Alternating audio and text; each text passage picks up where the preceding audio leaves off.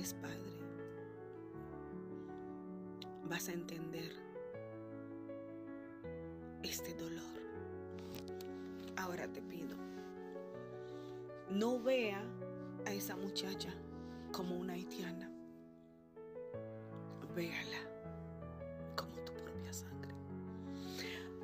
Como esta bebé que te dolió tanto al nacer.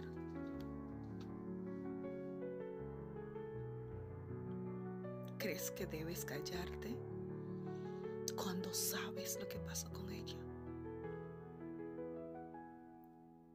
¿Crees que puedes dormir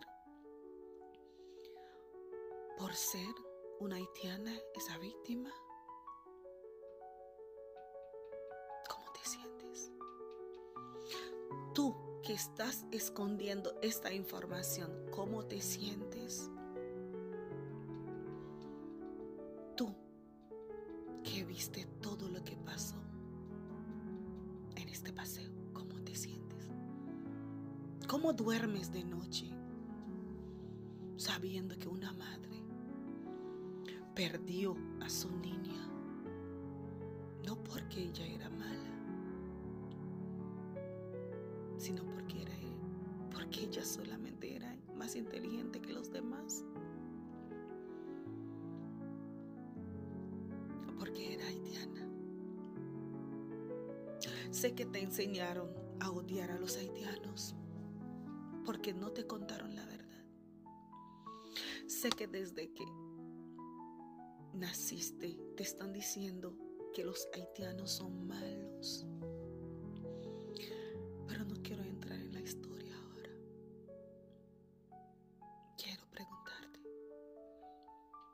¿esta niña merece morir por ser haitiana? ¿Esta niña merece perder la vida por ser de piel oscura? ¿Esta niña merece perder la vida por estudiar, por esforzarse más que los demás, por ser disciplinada? ¿Crees esto?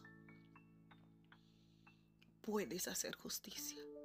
No te quedes callada. Si sabes lo que pasó, no te quedes callada. La madre merece saber